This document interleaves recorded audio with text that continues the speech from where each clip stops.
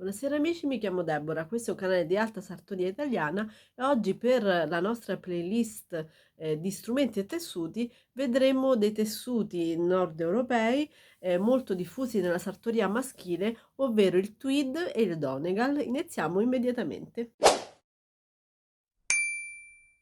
Allora, passiamo finalmente ai nostri tessuti. Questi sono due esempi di tweed.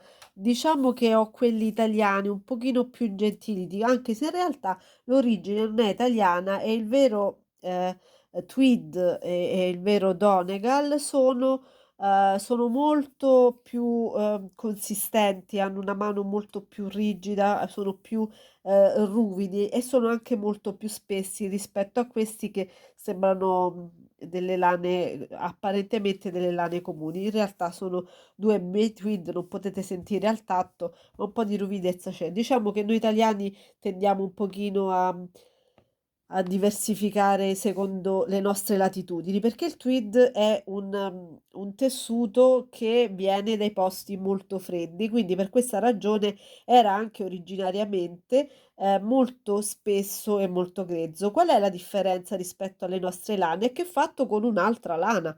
Noi usiamo moltissimo le lane la lana merinos, per esempio, e anche altri tipi le lane pregiate. Il tweed in realtà nasce con la lana, nasce ancora nei luoghi originari, ovvero la Scozia, è fatto con la lana Shetland. Avete presente quelle pecorelle col muso nero e quel bel manto, magari non voluminoso come le Merinos, però marrone, marrone scuro, quasi nero, beggiolini, praticamente tutte variegate?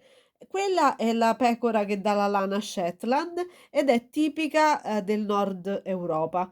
L'origine di questo tessuto è proprio, di là, è proprio scozzese, nord europeo, ed era, dei contadini, dei pescatori, perché faceva molto freddo ed era veramente ottimale, come lana e come lavorazione molto grezza, l per quelle latitudini, per quel freddo lì.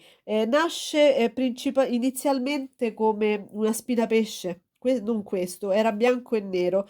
Qual è la storia? La storia passa alla sartoria e alla nobiltà, passa prima dalla nobiltà, quando nel 1848, non mi ricordo quale nobile, scusatemi, si innamora di questo tessuto perché era adatto anche a mimetizzarsi, andando a caccia e diventa un tessuto per le giacche sportive.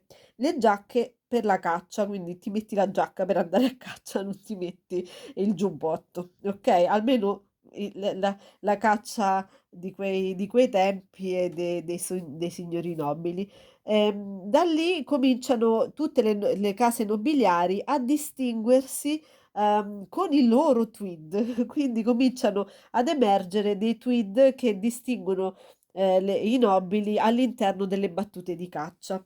Un altro uso di questo tessuto era per esempio per il golf, quindi passò dalla caccia a tutte le attività sportive. Le attività sportive gradite e praticate all'epoca, dalla seconda metà dell'Ottocento in poi, dai nobili ovviamente, i contadini non giocavano a golf.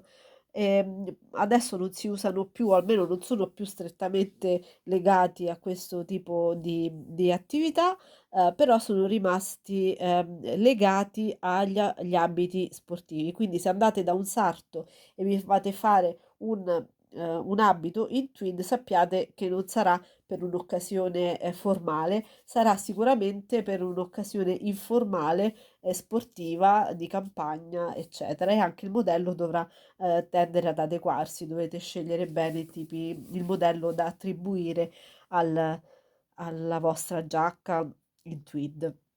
In Italia e anche in Germania ce n'è uno che poi è diventato abbastanza noto, che si fa con la Merinus, quindi è più morbido, però quando parliamo di tweed noi, immaginiamo subito un tessuto molto grezzo. Il più grezzo dei tutti è anche molto conosciuto e si chiama Harris.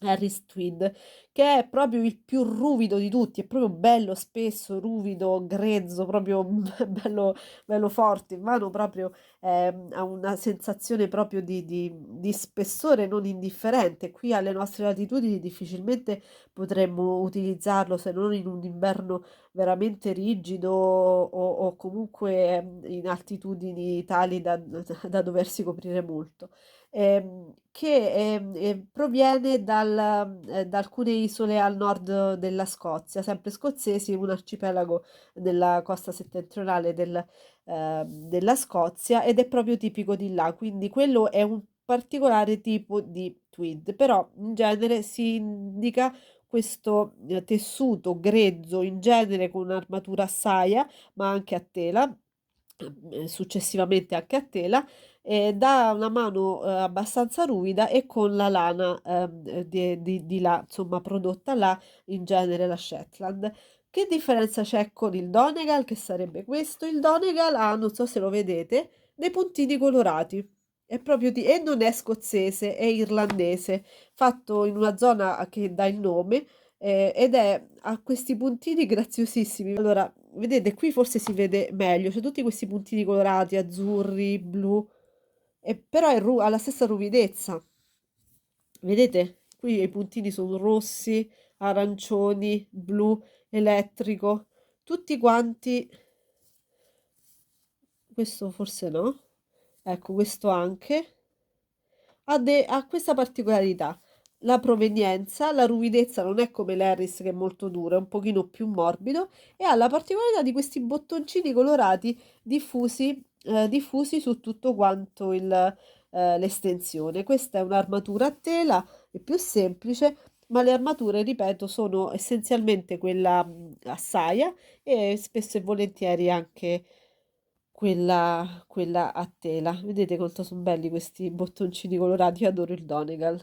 E niente, e questa è la differenza tra il nostro tweed comune e il Donegal, che è un tipo di tweed proveniente dall'Irlanda e non dalla Scozia. Ok? Alla fine di questa lezione, come sempre, se avete dei dubbi potete chiedere nella sezione commenti e io come al solito vi rispondo. Se chi non si è ancora iscritto magari può farlo se vuole imparare queste tecniche così diverse da quelle che si trovano in genere sugli altri canali e attivare la campanella per non perdersi nessun aggiornamento. Per quanto riguarda la playlist degli esercizi pratici è stata eliminata, come avete visto in un video precedente, un video breve in cui ho spiegato le modifiche che riguardano il canale.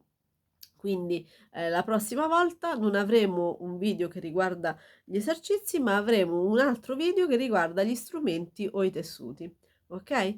Quindi vi saluto al prossimo appuntamento che riguarda soltanto l'Alta Sartoria. Arrivederci.